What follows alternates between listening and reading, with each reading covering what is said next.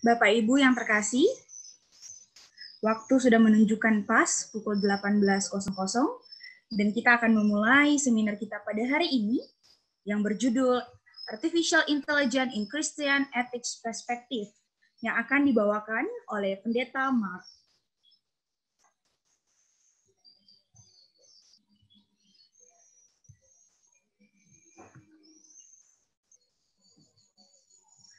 Baik, mari kita berdoa. Terima kasih Tuhan buat setiap kesempatan yang Tuhan berikan pada kami. Kami mengucap syukur dan kami akan memulai seminar kami pada malam hari ini. Tuhan pimpin setiap kami supaya kami dapat mengerti dan kami dapat mengenal Engkau Tuhan lebih lagi. Dan Tuhan berkati juga Pak Mark yang akan menyampaikan seminar pada malam hari ini. Kami mengucap syukur Tuhan buat segala kebaikan Tuhan dalam setiap hidup kami. Haleluya, amin. Baik, sebelum kita memulai seminar kita pada hari ini, saya akan memperkenalkan profil pembicara yang akan menyampaikan seminar pada hari ini. Beliau menempuh pendidikan sarjana komputer dari Universitas Bina Nusantara dan Magister Manajemen dari Sistem Informasi dari Universitas Bina Nusantara dan menempuh pendidikan Magister Teologi dari STT Bethel Indonesia dan pada saat ini sedang melanjutkan studi doktoral teologi di STT Ekumene. Pekerjaan beliau adalah Direktur Utama PT Valdo International, sebuah perusahaan management service di Jakarta, dan beliau mengajar sebagai dosen STT Ekumene dan juga menjadi Wakil Ketua 4 di STT Ekumene Jakarta. Dan beliau melayani sebagai Gembala Jemaat GSKI Fluid di Jakarta dan sebagai staf ahli Sinode Gereja Suara Kebenaran Injil. Tidak perlu berlama-lama, langsung saya serahkan kepada Pak Mark. Waktu dan tempat dipersilakan, Pak. Shalom semua. Angkat tangan aja begini. Shalom. Oke, ya senang sekali bisa berada di tengah Bapak Ibu saudara-saudari sekalian. Hari ini topik kita yang diberikan oleh panitia kepada saya adalah mengenai Artificial Intelligence in Christian Ethics. Jadi kita mau bicara soal teknologi dan teologi. Teknologi bertemu dengan teologi. Jadi kita langsung masuk saja karena saya tadi udah diperkenalkan ya. Nanti kalau mau tanya-tanya lagi tentang diri saya ya boleh juga gitu ya. Istri saya 1, anak 2 gitu. Oke. Bapak Ibu saudara-saudari yang terkasih dalam Tuhan, kalau kita berbicara tentang artificial intelligence atau disingkat AI, ini sangat terkait dengan perkembangan teknologi. Perkembangan teknologi, ya. Nah, ini saya berikan gambar ya, sebuah diagram dari studi tentang kemajuan teknologi. Ternyata teknologi mengalami percepatan yang semakin tinggi. Jadi kalau kita lihat di sini, awalnya perkembangan teknologi itu lambat, ya, dari percetakan, jadi teleskop, mesin uap, telegraf, lampu, telepon, mobil. Nah, mulai tahun 1950-an ternyata dia jadi makin cepat, percepatannya makin cepat. Nah, ini berarti perubahan teknologi itu makin cepat dan makin besar, sehingga bisa juga memengaruhi kehidupan sosial dan budaya. Ya, dengan perkembangan teknologi seperti ini, maka yang namanya AI, artificial intelligence itu juga perkembangannya makin cepat. Ya, kalau beberapa tahun yang lalu, waktu saya membuat skripsi di tahun 1995, saya juga membuat skripsi tentang AI. Ya, jadi saya membuat mesin untuk mengenali wajah, pakai program software untuk mengenali wajah. Wah, di zaman itu sudah luar biasa. Tetapi di zaman sekarang itu sudah biasa. Bahkan ponsel yang kita pegang pun bisa melakukan itu dengan sangat cepat. Ya, itu kenapa? Karena perkembangan teknologi yang demikian cepatnya. Baik. Nah, artificial intelligence atau AI itu sebetulnya apa sih? Ya, karena saya kira banyak juga di sini yang background-nya juga teologi ya. Nanti pada bertanya-tanya gitu ya, untuk apa sih mahasiswa teologi belajar tentang AI? Oh, simple, supaya tidak gaptek. Ya, supaya tidak gaptek. Karena AI ini ada di sekeliling kita. Nah, AI sendiri apa? AI adalah kecerdasan yang ditunjukkan oleh mesin buatan manusia. Jadi kita membuat mesin cerdas. Mesin yang seolah-olah bisa berpikir sendiri. Nah, AI belum tentu berupa robot. Karena robot itu adalah mesin yang dirancang untuk melakukan tugas interaksi tertentu dengan lingkungannya. Jadi kalau saudara-saudari tahu di pabrik, ya itu banyak digunakan robot. Tapi robot tersebut hanya melakukan satu fungsi ya, untuk apa robot itu diprogram. Jadi robot memang menunjukkan seolah-olah dia mempunyai kecerdasan, tetapi hanya terbatas pada satu hal tertentu dan tidak bisa melakukan yang lain. Memang ada robot-robot tertentu yang dibuat seperti manusia, ya robot seperti manusia itu namanya Android. Jadi kalau Bapak Ibu saudara-saudari pakai ponsel yang sistem operasinya Android, Android itu sebetulnya robot yang seperti manusia, artinya gitu ya, artinya begitu. Nah, tadi saya katakan AI itu belum tentu robot. Karena robot itu bisa jadi cuma diprogram melakukan suatu kegiatan tertentu selesai. Tetapi kalau AI itu bedanya adalah AI melibatkan pembelajaran. Jadi AI itu AI zaman sekarang ya, bukan AI dulu.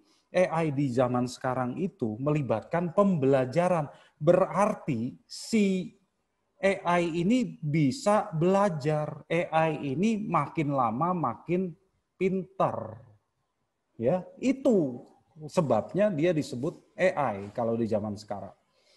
Nah, AI bisa dimasukkan ke robot atau tidak? Jelas bisa, ya, jelas bisa, dan itu juga sering dilakukan pada film-film. Jadi kalau saudara-saudari tahu, ini contohnya nih, ya, ini film drakor, ya, karena saya kira banyak yang nonton drakor kali di sini.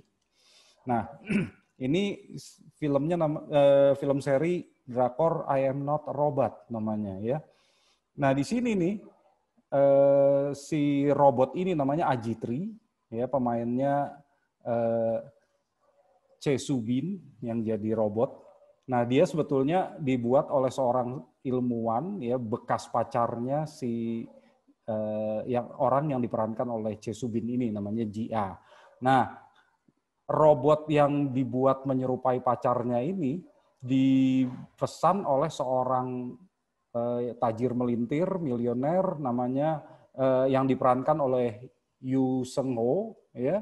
Kemudian waktu robot itu harus diantar ternyata robotnya rusak, maka si Choi Soo-bin ini harus pura-pura jadi robot begitu ya. Di sini robotnya sudah cukup canggih sih sehingga bentuknya bisa seperti ini. Ya, bisa seperti manusia. Nah, tadi saya mengatakan AI zaman sekarang itu melibatkan pembelajaran. Nah, pembelajaran itu disebut machine learning. Jadi, machine learning itu fungsinya untuk membuat komputer belajar tanpa diprogram secara eksplisit. Berarti si komputer ini bisa belajar sendiri, saudara. Tidak seperti zaman dulu harus diprogram ya, tanpa program yang jelas dia nggak bisa ngerti apa-apa. Tetapi kalau zaman sekarang mesin bisa disuruh belajar. Caranya bisa supervised ya atau unsupervised. Kalau supervised itu dikasih data contoh untuk memprediksi output yang benar, ya kasih dulu data contohnya seperti apa, kalau ini hasilnya ini hasilnya ini, nanti dia bisa belajar sendiri. Atau unsupervised, kalau unsupervised, dia cari struktur data sendiri, dari data yang banyak dan tidak terstruktur, si mesin akan cari, melakukan pengelompokan sehingga dia bisa mencari struktur sendiri dan akhirnya menyimpulkan sendiri dari data yang diberikan kepadanya. Jadi mesin bisa belajar, saudara, seperti manusia, seperti kita. Nah, tadi saya katakan bahwa AI itu ada di sekeliling kita, ya, dan Bapak Ibu saudara-saudari pun tentunya banyak yang sudah menggunakannya, entah sadar maupun tidak. Contohnya asisten digital. Nah, asisten digital ini biasanya ada di ponsel kita masing-masing. Ya, kalau yang pakai iPhone tentunya kenal yang namanya Siri. Kalau yang pakai Android mungkin ada Google Assistant. Ya, Google Assistant juga bisa diinstal di iPhone. Ini saya kasih contoh nih. Ya, Google Assistant ini bisa diajak ngobrol dan dia jawabannya juga suka iseng juga begitu ya. Ini saya tanya si Google Assistant, kamu punya pacar nggak? Lalu dia jawabnya begini coba. Saya lagi fokus sama seseorang. Orangnya asik, cerdas, dan luar biasa. Yaitu Anda. Waduh, ini Google Assistant-nya modus bener nih. Jadi saya tanyakan, oh jadi apakah saya ganteng? Anda selalu mencuri perhatian saya. Aduh, ini siapa sih yang program ya apa yang membuat program ini ya? Ya begitulah, bisa diajak ngobrol ya kalau mau, dan juga bisa diajak untuk bisa diperintah untuk melakukan tugas tertentu. Misalnya saya di rumah juga pakai Amazon Alexa. Nah, itu juga bisa diperintah dengan dan bisa diajak bicara sebagai asisten digital. Kemudian pengenalan wajah. Nah, tadi saya cerita waktu saya dulu skripsi, saya membuat pengenalan wajah. Itu saya program sendiri dan rumit sekali. Kalau zaman sekarang, wah, saya membuka handphone saya saja dengan pengenalan wajah gitu ya, dan sangat cepat, simple sekali. Jadi sudah ada di sekeliling kita. Kemudian game tentunya. Wah, kalau game sih saya pikir saudara-saudari juga tahu ya, bahwa game itu banyak melibatkan AI. Karena game bisa seperti mempunyai kecerdasan. Kalau kita main catur lawan komputer, ya kalau levelnya tinggi, belum tentu kita bisa menang gitu lawan komputer. Ya. Kemudian belanja online. Loh, di mana ada belanja online yang pakai AI? Banyak, saudara. Kalau saya misalnya, saya belanja di situs belanja tertentu, saya pesan barang-barang yang saya sukai misalnya ya. Mungkin saya sedang pesan sepatu ya, saya pesan sepatu merek A. Nah, nanti beberapa hari kemudian saya bisa lihat di situs tersebut ada rekomendasi yang terlaris untukmu misalnya, dan ternyata sepatu yang mirip dengan yang saya beli keluar lagi. Nah, itu dari mana? Dari AI. Ya, tetapi ini juga bisa mengganggu, saudara. Karena misalnya begini, misalnya saya sedang mau pergi ke Surabaya. Jadi saya pesan tiket di Surabaya, saya pesan tiket pesawat dari Jakarta ke Surabaya, dan saya juga memesan hotel di Surabaya. Ya, begitu. Nah, setelah saya memesan, beberapa hari kemudian, waktu saya melakukan pencarian di mesin pencari seperti Google begitu, ternyata iklan-iklan yang keluar itu iklan-iklan hotel di Surabaya. Loh, padahal saya nggak masukin di situ loh. Saya masukin di aplikasi pemesan tiket.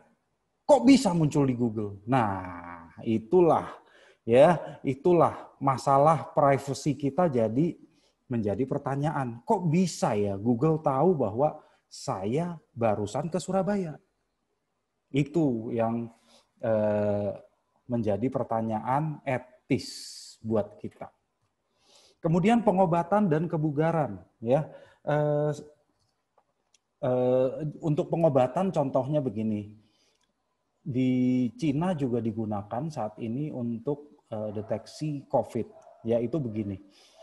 Kalau orang misalnya di CT scan paru-parunya, ya, itu bisa ketahuan apakah dia itu terkena COVID atau tidak berdasarkan banyak data sampel, ya, paru-paru yang terkena COVID.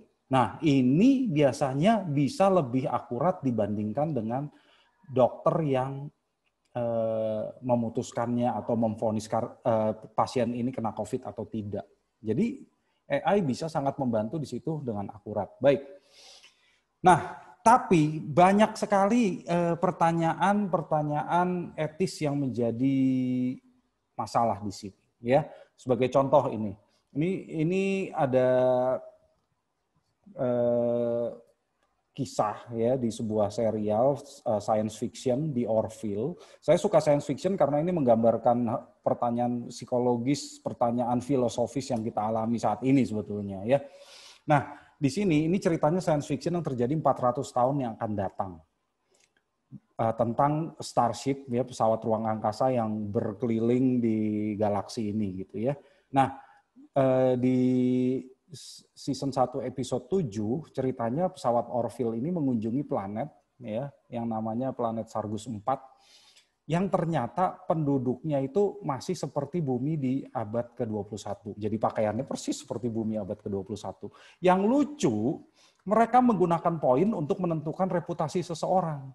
Jadi kalau orang menyukai apa orang lain gitu ya, apa yang dilakukan oleh orang lain, dia akan kasih upvote yang hijau. Kalau dia tidak suka, dia akan kasih downvote yang merah. Nah, ini upvote dan downvote-nya itu ditayangkan di umum, ya. Dan poin yang tinggi menjadi keuntungan. Misalnya, kalau poinnya 100.000 baru boleh beli kopi, misalnya begitu. Kalau poinnya rendah, itu bisa dihukum. Bahkan kalau poinnya sampai... Tolong di-mute ya. Ya, poinnya kalau misalnya sampai 10 juta, maka dia akan dihukum. Ya. Nah, ini membuat kita berpikir. Sampai di salah satu aktornya di sana, salah satu pemainnya di sana berkata, ini namanya government by American Idol gitu loh. Nah, tetapi ternyata kenyataan yang terjadi di dunia itu lebih aneh daripada ini, saudara. Ini yang terjadi di Cina. Ya, kendali sosial yang terjadi di Cina. Mereka mempunyai sistem yang namanya social credit system. Ya. Ini adalah mekanisme carrot untuk warga negara. Artinya penghargaan dan juga hukuman. Ya.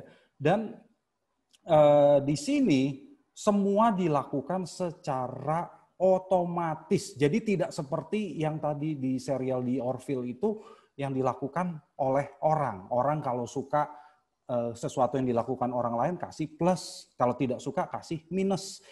Kalau di Cina itu dilakukan semuanya lewat AI. Ya. Bagaimana caranya? Mereka memasang ratusan juta CCTV. Pada akhir tahun 2020 ini akan jadi 650 juta CCTV ya yang memantau kegiatan seluruh orang di Cina. Nah, kalau orang melakukan hal-hal yang positif, artinya bermanfaat bagi masyarakat, akan dapat poin positif. Tapi kalau melakukan hal yang negatif, akan dapat poin negatif ya. Semua dipantau dan mereka pakai aplikasi poin itu di handphonenya. Saat ini belum diimplementasikan di seluruh negeri, baru di 14 kota di Cina. Tetapi kalau tidak COVID, ya tahun ini ada COVID sih, jadi nggak jadi diimplementasikan nationwide. Seharusnya kalau tidak COVID, mereka merencanakan mengimplementasikan ini di seluruh negara di Cina pada tahun 2020. Tertunda karena COVID. Nah, kegiatan yang bermanfaat itu apa contohnya? Melakukan donor darah, dapat poin tambahan ya. Bayar tagihan tepat waktu, dapat poin. Beramal, dapat poin. Terus jadi karyawan teladan, dapat poin. Mengunjungi orang tua, merawat orang tua, dapat poin. Tahu dari mana? Dari CCTV, saudara. Kan ngeri kan. Jadi kalau kita anak kecil, bukan anak kecil, misalnya ada saudara mengunjungi orang tua, dia tahu, oh ini rumah orang tuanya, oh dia ngapain ya, oh dia bawa orang tuanya jalan-jalan, itu positif. Gitu. Kok bisa tahu? Semua by system. Ya. Terus waktu belanja itu juga dikasih poin. Oh belinya apa? Belinya buku-buku untuk buku-buku yang bagus gitu ya untuk meningkatkan pengetahuan. Itu nilainya positif. Terus kalau memuji pemerintah di medsos, wah pemerintah Xi Jinping itu luar biasa sangat memperhatikan rakyat. Itu positif. Pokoknya semua hal yang menguntungkan pemerintah itu positif. Ya, tetapi kalau misalnya terlambat bayar tagihan, langsung dikasih poin negatif. Main game curang, main game online curang, langsung dapat poin negatif. Ya, terlalu sering main game berjam-jam, dapat poin negatif. Belanja barang yang tidak berguna, itu negatif juga. Belanja apa dia? Wah, rokok, langsung negatif. Ya, terus nggak pernah ngunjungin orang tua, negatif. Buang sampah sembarangan, negatif. Nyebrang sembarangan tidak di zebra cross, dapat poin negatif. Kemudian bawa anjing, jalan-jalan, anjingnya buang air, nggak dibersihin, poinnya negatif. Loh, itu otomatis, saudara. Nggak seperti yang tadi di film. Ini otomatis dengan sistem. Lalu hasilnya bagaimana? Ini hasilnya. Yang sebelah kiri itu, ini warga teladan yang poinnya tinggi. Jadi di kota-kota itu mereka pasang, ini yang poinnya tinggi. Sementara yang poinnya rendah, wah bisa ditayangkan di persimpangan jalan. Nah ini nih yang poinnya rendah nih. Dipasang fotonya, dipasang tanggal lahirnya, alamatnya, poinnya rendah. Waduh, gawat nggak coba? Ya goodbye privacy. Ya, goodbye privacy. Perusahaan juga dinilai seperti ini, saudara. Dan kalau yang poinnya tinggi dengan poinnya rendah itu dapat hak yang berbeda. Misalnya kalau poinnya rendah bisa dihukum, nggak boleh keluar negeri, nggak boleh masuk sekolah yang bagus, nggak bisa jadi pegawai negeri, begitu. Ya, jadi ini mirip dengan yang tadi di film, tetapi semuanya dilakukan oleh AI. Nah, ini etis nggak menurut kekristenan? Apakah ini menghargai martabat manusia? Ya. Apakah ini menghargai atau mengurangi kemanusiaan dan kepribadiannya orang? Ya, kita lihat nih, ini kasus nyata, saudara. Kemudian ini kendaraan swakemudi, ya, self-driving cars, mobil yang bisa mengemudi dirinya sendiri. Nah, kalau mobil bisa jalan sendiri tanpa pengemudi, ya artinya pengemudi cukup duduk aja, nggak usah nyetir. Bisa tiduran, bisa baca buku.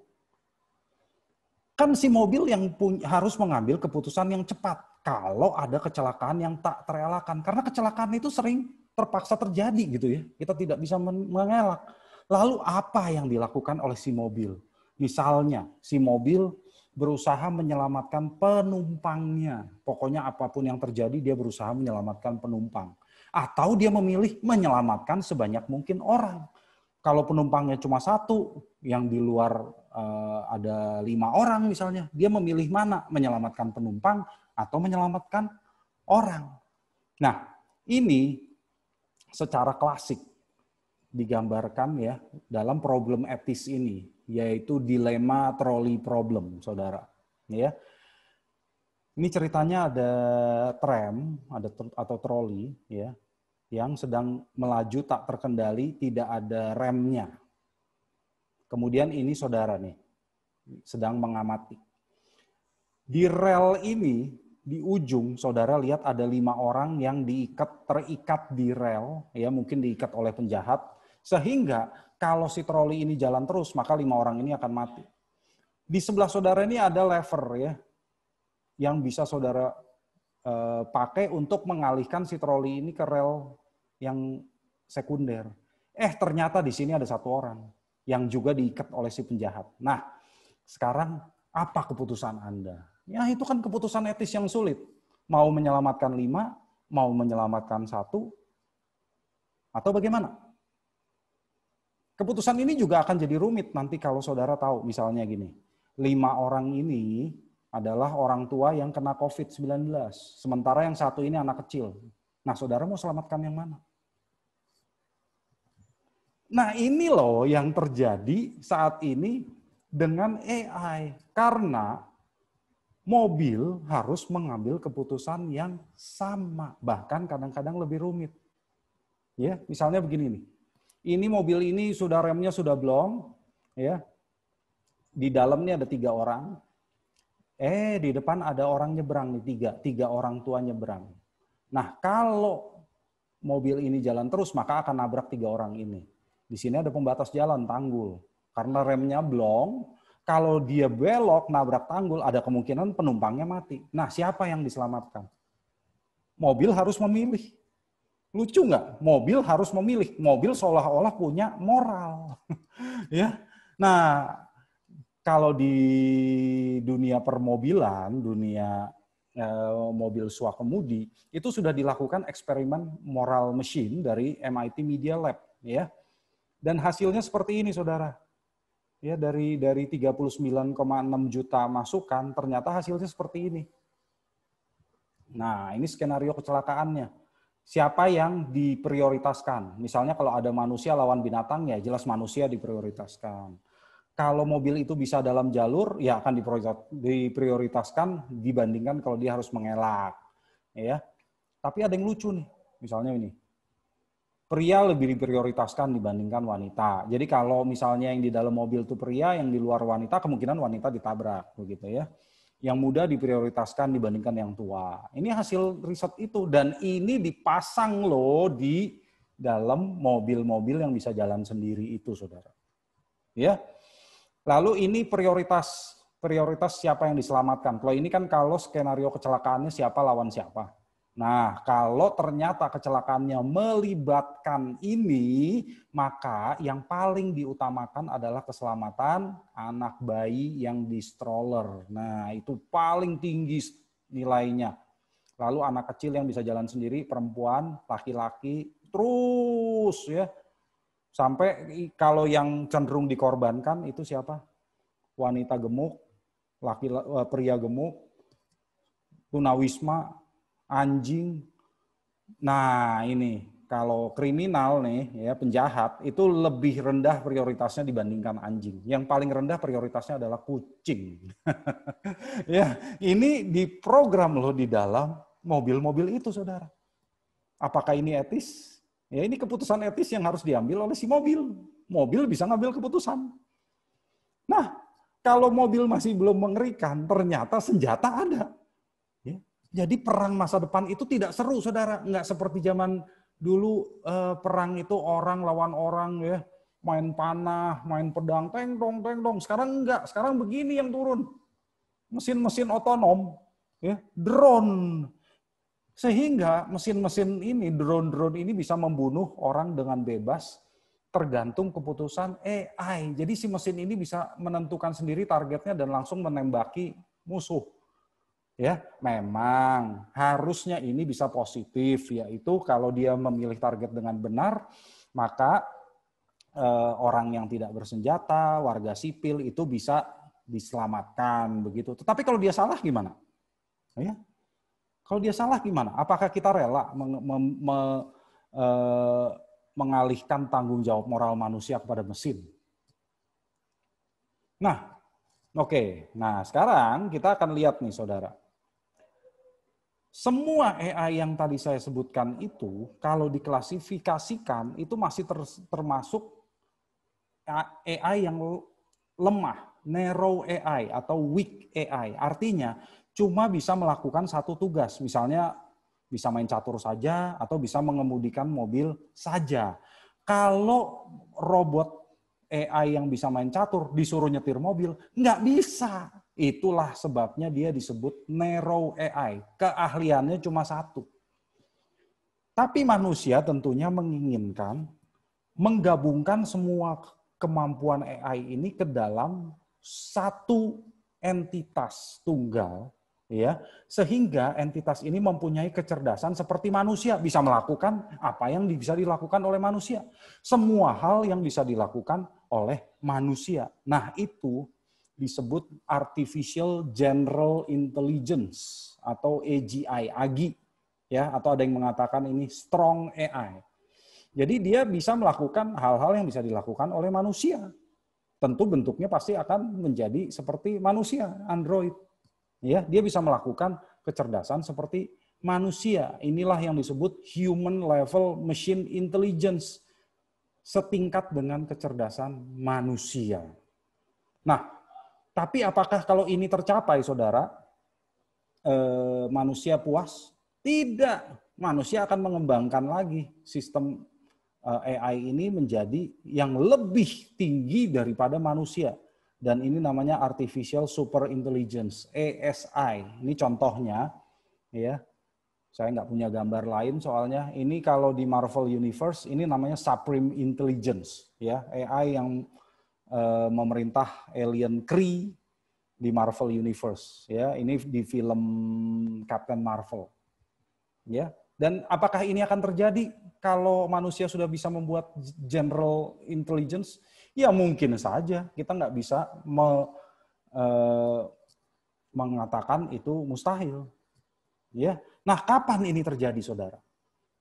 Dari riset survei yang diberikan kepada para pakar, ya diperkirakan artificial general intelligence ini kemungkinan bisa tercapai antara tahun 2040 sampai 2075. Sementara super intelligence 2070 sampai 2105. Ya, nggak lama loh. Nggak lama loh. Ya, nggak lama. Dan pertanyaannya bagaimana, saudara? Kalau sudah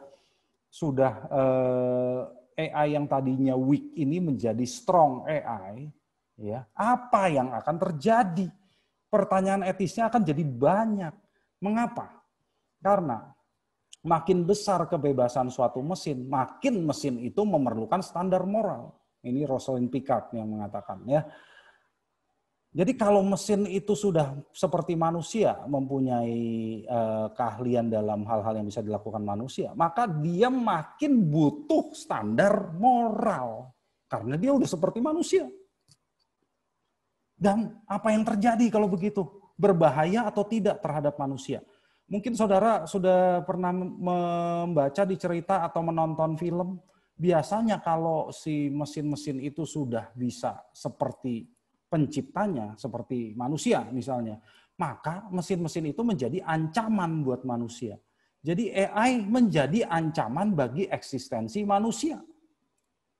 Kalau AI itu sudah bisa seperti manusia, berpikir sendiri, otonom, ya, maka yang dia pikir adalah supaya dia bisa berkembang, wah kalau begitu saya harus membasmi manusia supaya saya berkembangnya lebih cepat lagi. Ada kemungkinan begitu kan?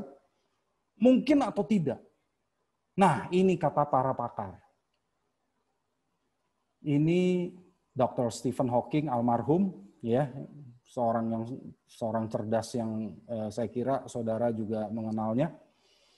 Stephen Hawking mengatakan kalau AI sudah menjadi artificial general intelligence seperti tadi, pengembangan AI secara penuh akan berarti akhir dari umat manusia.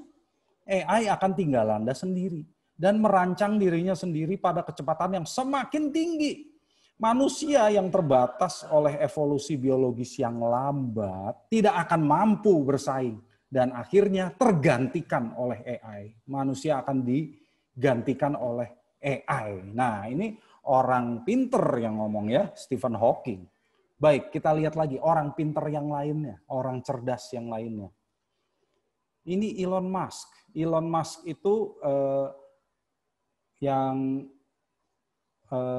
pemilik dan pendiri Tesla, mobil yang bisa mengemudikan dirinya sendiri, dan juga SpaceX, ya, perusahaan penerbangan ruang angkasa yang sekarang dipakai oleh pemerintah Amerika. Kalau saudara tahu Iron Man di Marvel, tahu kan? Tony Stark di Marvel, Iron Man. Nah, Iron Man di Marvel Cinematic Universe itu mengambil contoh dari diri Elon Musk. Jadi Elon Musk ini sebetulnya Tony Stark di dunia nyata. Ya, Tony Stark di dunia nyata. Nah, apa kata Elon Musk? Saya makin cenderung berpikir kita harus punya badan pengawas untuk AI. Supaya kita tidak berbuat sesuatu yang sangat bodoh. Maksud saya, dengan AI, kita memanggil iblis. Anda tahu semua cerita tentang orang dengan pentagram dan air suci dan dia seperti, ya dia yakin dapat mengendalikan iblis. Tapi nggak berhasil. Nah, Elon Musk juga mengatakan AI ini berbahaya kalau berkembang seperti AGI tadi. Artificial General Intelligence. Itu berbahaya. Bahkan dia katakan seperti memanggil iblis. Ya. Lalu orang cerdas lainnya, mari kita lihat orang cerdas lainnya. Nah, ini Bill Gates, pendiri Microsoft. Ya. Apa kata Bill Gates? Saya termasuk kubu yang khawatir tentang super intelligence. Awalnya, mesin akan melakukan banyak pekerjaan untuk kita dan tidak super cerdas. Itu positif jika kita mengelolanya dengan benar. Beberapa puluh tahun kemudian, kecerdasannya cukup kuat untuk dikhawatirkan. Saya tidak mengerti mengapa ada beberapa orang yang tidak khawatir. Jadi harusnya AI ini kalau berkembang demikian hebatnya, memang menurut para pakar, orang-orang cerdas ini membahayakan manusia sendiri, saudara. Membahayakan manusia, ya, dan mengkhawatirkan. Nah, untuk itulah, saudara, ya, kalau di cerita-cerita, ya ini juga diterapkan dalam dunia nyata sebetulnya. Nah, seorang penulis fiksi ilmiah yang namanya Isaac Asimov membuat 3 hukum robotika untuk melindungi manusia. Ya. Jadi kalau robot itu sudah menjadi AGI seperti yang tadi, maka hukum pertama, robot itu tidak boleh melukai manusia atau melalui ketidakgiatan, maksudnya dia idle, diam, membuat seorang manusia terluka. Nggak boleh, itu hukum pertama. Hukum kedua, seorang robot harus menaati perintah-perintah yang diberikan kepadanya oleh manusia, kecuali apabila perintah tersebut bertentangan dengan hukum pertama. Maksudnya kalau robot itu disuruh membunuh orang, tentu robot bisa menolak, gitu ya. Ketiga, seorang robot harus melindungi eksistensinya. Jadi si robot itu harus bertahan hidup sejauh perlindungan tersebut tidak bertentangan dengan hukum pertama dan kedua. Berarti kalau dia harus mengorbankan diri demi menyelamatkan manusia, ya harus dia lakukan. Tetapi saudara, di cerita fiksi ilmiah yang ditulis oleh Isaac Asimov ini pun banyak lubangnya. Jadi si robot ini pun ya bisa nggak tahu dirinya melanggar hukum pertama. Misalnya si robot disuruh memberikan sesuatu bumbu pada makanan tanpa dia tahu bahwa bumbu itu racun. Nah, gimana tuh? Dia melanggar hukum pertama. Lalu bagaimana kalau robot-robot itu melakukan hal yang berbeda sehingga seluruh robot itu tidak tahu dirinya membahayakan manusia, tetapi kalau bersama-sama membahayakan manusia. Jadi hukum ini banyak lubangnya, saudara. Nah, kalau dari pendekatan etis, tentunya kita dihadapkan dengan 2 pendekatan ini ya, seperti mungkin saudara sudah mengenal juga. Kita biasanya akan memilih nih, mau yang mana, deontologis atau konsekuensialis. Ya. Kalau tadi hukum robotika Asimov ini, itu pendekatan deontologis, seperti yang diusung oleh Immanuel Kant. Juga kalau kita menetapkan, ya kita memasang hukum, dekalog, 10 perintah Allah di dalam si robot. Nah, itu kita menggunakan pendekatan deontologis. Aturan emasnya Tuhan Yesus, ya, kita masukkan di situ, ya itu jadi deontologis. Tetapi ada pendekatan yang lain, yaitu pendekatan konsekuensialis. Ya.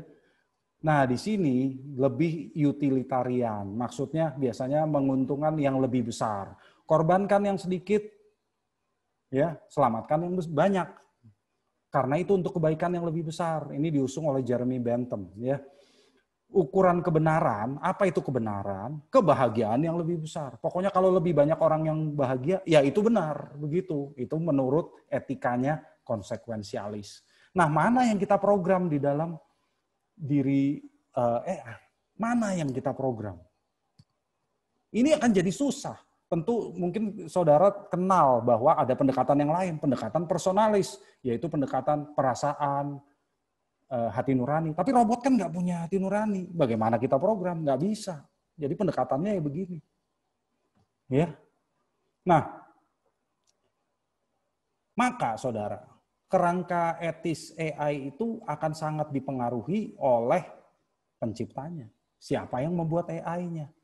Budayanya, agamanya, politiknya. Ya. Budaya, agama, politik dari pencipta AI tersebutlah yang akan mempengaruhi kerangka etisnya. Jadi, mana peran orang Kristen di sini? Kalau kita melihat kerangka etis yang mungkin kurang pas akan menyebabkan bias, ya, akan menyebabkan bias dalam si AI mengambil keputusan, saudara. Nah, ini contoh. Ini bias algoritma yang simple. Ini Google Translate ya, saudara ya. Google Translate itu juga AI, saudara ya. Cuma bentuknya cuma penerjemah.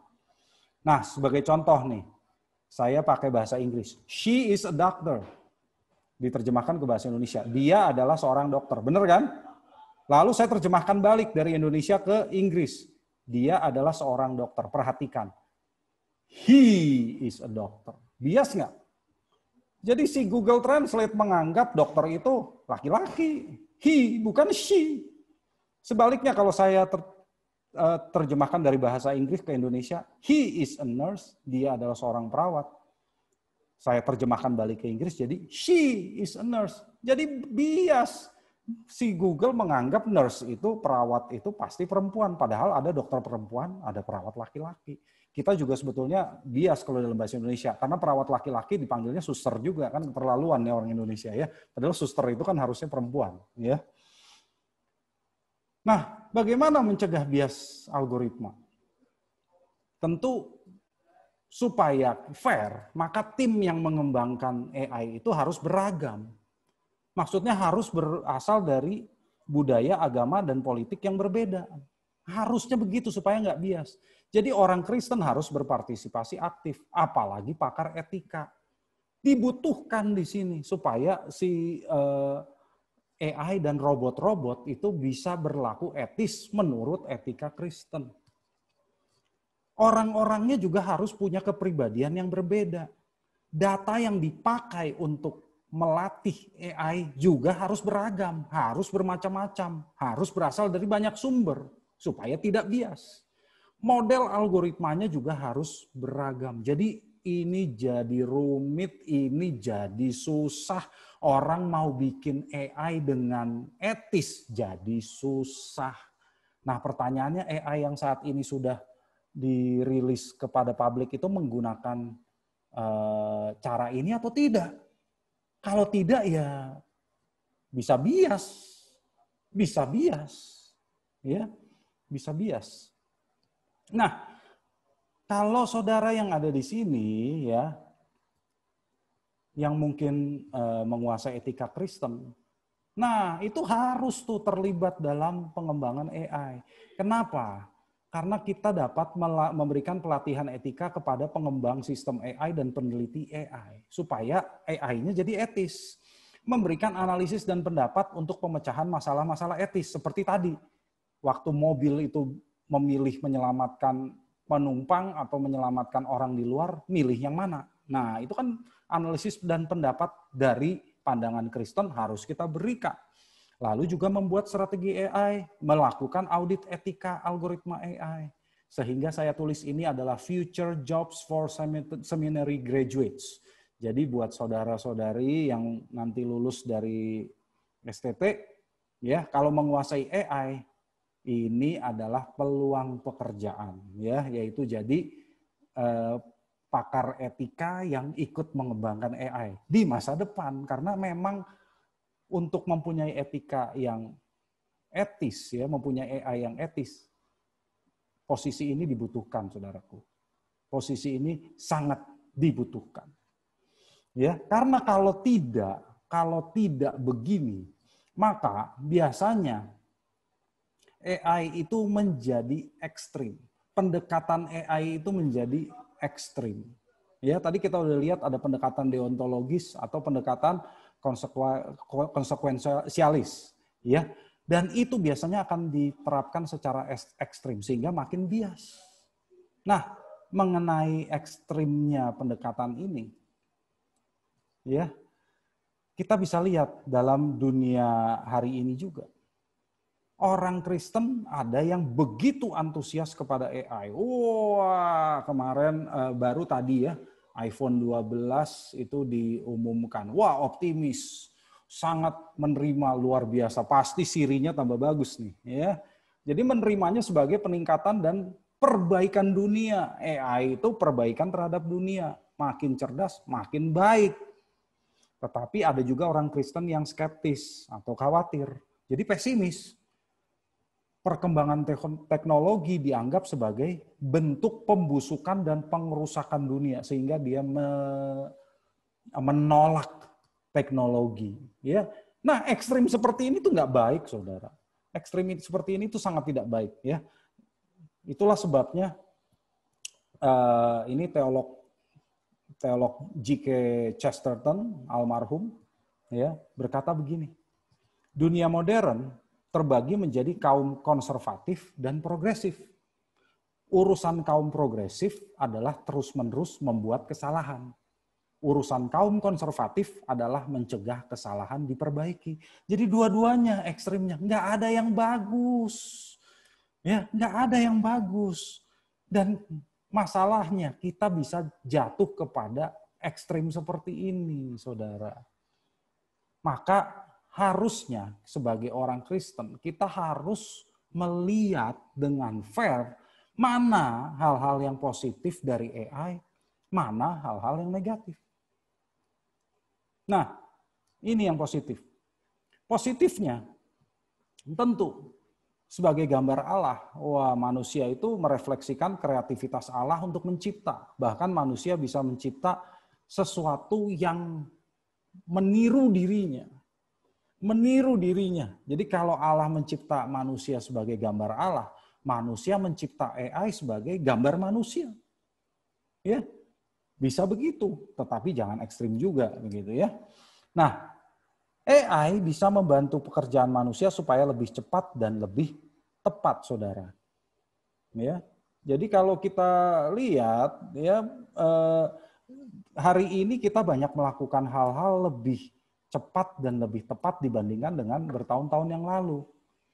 Bahkan ya AI bisa melakukan hal-hal yang tadinya dianggap sulit oleh mahasiswa teologi. Misalnya membuat khotbah. Kalau pakai AI tinggal masukin temanya apa. Ini temanya bersukacita. Ayatnya dari mana? Dari sini. Tekan tombol, pluk, jadi khotbahnya. Gitu. Loh, siapa yang bikin? AI. Lah, lalu urusan kita apa dong ya? Urusan teolog, urusan pengkhotbah apa?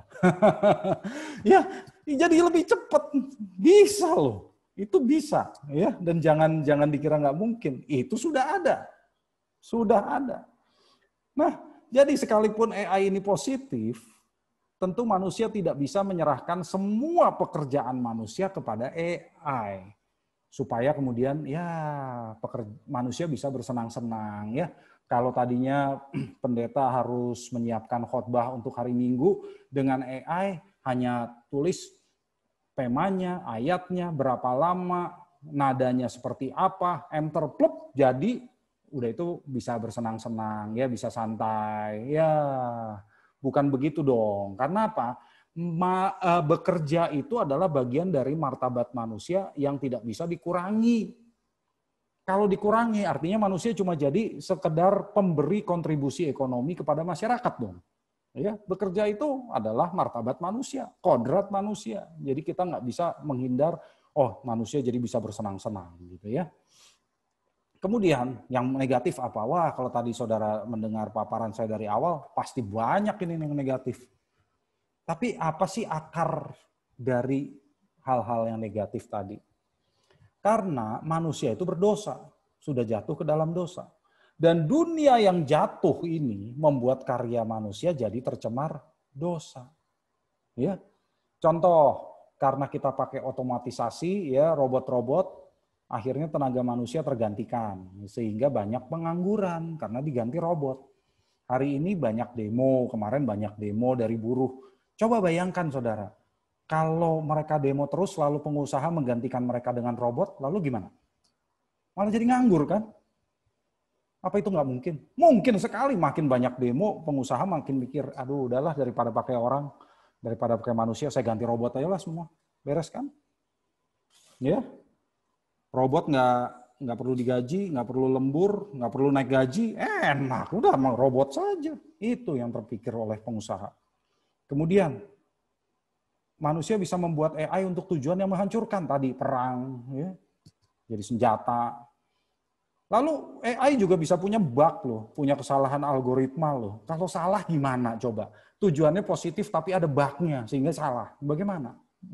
Sehingga bisa membahayakan manusia. Loh itu mungkin. Dan yang keempat, sekalipun AI-nya bagus, nggak ada kesalahan algoritma, mungkin bisa diretas, bisa dihack, lalu dimanfaatkan oleh teroris. Bagaimana tuh? Mobil-mobil yang tadi bisa jalan sendiri dimanfaatkan oleh teroris untuk jadi senjata. Kan mungkin. Kenapa tidak? Dan itu tidak mustahil loh. Ya, itu tidak mustahil. Nah, ini saya jujur saya suka science fiction. Saya suka fiksi ilmiah ya. Dan beberapa fiksi ilmiah itu terlalu mungkin untuk terjadi sehingga membuat ini jadi lebih mengerikan sebetulnya dibandingkan sesuatu yang terjadi 400 tahun, 500 tahun yang akan datang. Ini ya contoh science fiction yang mungkin terjadi. Dan ini menunjukkan bagaimana hal-hal negatif dari AI, ya. Ini terjadi di masa depan yang tidak terlalu jauh, mungkin cuma beda 10 tahun, 5 tahun yang akan datang ceritanya, ya. Di sini ada dua buku ya, dua seri buku yang ditulis oleh Daniel Suarez. Buku pertama judulnya Demon, buku kedua judulnya Freedom TM. Oke, nah ceritanya begini saudara. Dikisahkan bahwa ada seorang programmer yang menderita kanker otak, ya, hampir meninggal. Nah, dia ingin membuat tatanan dunia baru. Jadi dunia yang utopia yang sesuai dengan apa yang dia inginkan. Lalu sebelum dia meninggal, dia membuat sistem AI yang diaktifkan begitu dia meninggal. Begitu dia meninggal, maka AI ini aktif. Dan AI inilah yang mendirikan tatanan dunia baru yang diinginkan oleh si programmer tersebut. Pelan-pelan dia menyediakan dana, ya, dia melakukan hacking ke bank, ngambil dana, mengambil alih perusahaan-perusahaan, ya. Kemudian dia membuat mobil bersenjata, sepeda motor bersenjata, sampai akhirnya mendirikan pemerintahan. Manusia sampai tunduk sama AI ini. Coba. Dan ini sangat mungkin terjadi, ya. Jadi kalau saya baca, aduh ini mungkin sekali terjadi. Ini bukan sesuatu yang jauh gitu loh. Jadi ini sangat dekat dengan zaman kita. Jadi makin mengerikan. Mengapa saudara? Sekarang aja malware itu makin lama makin banyak. Ini virus, spyware itu makin lama makin banyak. Dan bayangkan saja kalau ini dipakai oleh teroris ya untuk mengaktifkan AI yang tadinya baik jadi jahat. Wah, mengerikan saudara. Nah, oke. Tadi sudah agak-agak mengerikan, sekarang saya akan kembali ke topik yang ringan. Hal-hal etis yang ringan dari etika Kristen. Oke, misalnya kita sudah punya AI yang cerdas, AI yang bisa jadi teman, AI yang bisa jadi mainan seperti robot anjing, begitu ya. Ini sudah ada sih, sudah ada ya. Tetapi kalau makin lama makin hebat robot anjingnya. Bagaimana seharusnya sebagai orang Kristen kita memperlakukan mereka? Nah, prinsip yang sama berlaku seperti dari Amsal 12 ayat 10. Orang benar memperhatikan hidup hewannya, tetapi belas kasihan orang fasik itu kejam. Jadi kita harus tahu bahwa cara kita memperlakukan AI itu membentuk karakter kita. Kalau kita baik terhadap AI, karakter kita baik. Seperti kalau kita baik terhadap binatang. Jadi saudara yang belum menikah, jangan menikah dengan orang yang kejam terhadap binatang. Benar, itu sudah ditulis di Alkitab, ya. Dan juga jangan menikah dengan orang yang kejam terhadap AI, ya. Kalau di zaman sekarang jadi begitu. Oke. Kemudian bagaimana kalau AI ini berkembang terus sampai menyamai kecerdasan manusia? Nah, ini beberapa prinsip yang saya ambil dari Alkitab juga, ya. Jadi kalau nanti AI itu bisa berkembang menjadi secerdas atau bahkan lebih cerdas dari manusia, kita harus ingat bahwa puncak ciptaan Allah dan gambar Allah itu hanya manusia tentunya, ya, hanya manusia yang diciptakan segambar dengan Allah. Imago Dei. Dan Allah sudah mempercayakan penguasaan dan pemeliharaan manusia ini kepada manusia, pemeliharaan bumi kepada manusia. Itu tidak bisa kita alihkan kepada AI, tidak bisa kita delegasikan kepada AI. Ya, tetapi AI juga tidak membuat kita kurang manusiawi. Kita tetap manusia dan AI tidak membuat kita kurang jadi manusia. Nah, untuk itu saudara, kita harus jadi influencer. Orang Kristen itu harus jadi influencer. Ya, sekalipun AI ini mungkin ada menjadi ancaman juga di masa depan, kita harus jadi influencer. Kalau nantinya ada AGI, ada ASI yang berbahaya, bisa membahayakan manusia, kita lihat teladan dari tokoh-tokoh Alkitab. Sekalipun Daniel bekerja di tempat asing, ya, di tempat orang-orang yang menjajah mereka di Babel dan melihat penglihatan yang menggelisahkan di Daniel 7, ya, tentang apa yang akan terjadi. Daniel tetap melayani Babel dan media Persia. Jadi dia tidak menghindar. Paulus juga begitu. Paulus berada di bawah kekuasaan Roma yang menjajah Israel, tapi Paulus tetap berkata, takluklah kepada pemerintah di Roma 13. Karena itu orang Kristen harus jadi influencer dalam dunia AI. Bagaimana caranya? Saksi, jadi saksi. Jadi teladan hidup yang produktif. Jadi terang dan garam. Matius 5 ayat 13-15. Ya. Lalu supaya jadi influencer bagaimana saudara? Harus nomor 1, nggak boleh gaptek. Nggak boleh menganggap teknologi itu tidak rohani. Jadi kita tidak boleh memisahkan mana yang rohani, mana yang duniawi, mana yang rohani, mana yang sekuler. Enggak lagi. Toh semua kita lakukan untuk kemuliaan Tuhan. Itu jadi rohani. Ya, jadi kita bisa menggunakan teknologi dengan rohani. Maka gunakanlah AI yang bermanfaat. Berkontribusilah dalam pengembangan AI yang memiliki kemaslahatan bagi umat manusia. Kalau yang punya karir di bidang IT, dalam bidang AI, lanjutkan. Tapi berikan manfaat sebanyak mungkin. Kalau yang di teologi, bisa tadi kan saya udah tunjukkan, bisa jadi kontributor juga dalam dunia AI. Yaitu berkontribusi dalam etika AI. Sehingga AI di masa depan itu jadi lebih etis dan etikanya dipengaruhi oleh etika Kristen. Sehingga bermanfaat bagi umat manusia. Itu akan sangat baik bagi kita semua. Nah, sebetulnya saudara, ya, kalau di luar, ya, di Amerika contohnya, bahkan gereja pun sudah mengeluarkan pernyataan sikap gereja terhadap AI. Di Indonesia saya belum lihat ini, ya. Contohnya ini yang dibuat oleh Komisi Etika dan Kebebasan Beragama dari Southern Baptist Convention. Southern Baptist Convention ini sinode terbesar di Amerika Serikat, ya, gereja Baptis, gereja Southern Baptist itu terbesar di Amerika. Mereka sudah membuat ini loh, an evangelical statement of principles. Jadi prinsip-prinsip Kristen, Injili mengenai AI. Nah ini contoh yang sangat baik saudara, yang mungkin juga perlu kita kembangkan, ya, dan kita bisa baca juga. Ini hal-hal yang baik, ya, dan etis menurut Kristen. Ya, saya kira waktu sudah 1 jam, ya. Jadi saya serahkan kembali kepada moderator, ya, untuk selanjutnya. Terima kasih. Baik, terima kasih Pak Mark atas pemaparannya yang sangat luar biasa dan memberkati kami. Bagi Bapak Ibu yang ingin bertanya, boleh menulis pertanyaannya pada chat box. Sambil kita menunggu waktu break untuk ke toilet atau mau minum sebentar, silakan kami berikan waktu toilet break selama 5 menit. Dan selanjutnya kita akan melanjutkan sesi berikutnya, yaitu tanya jawab. Sambil kita menunggu tanya jawab di via chat box. Terima kasih.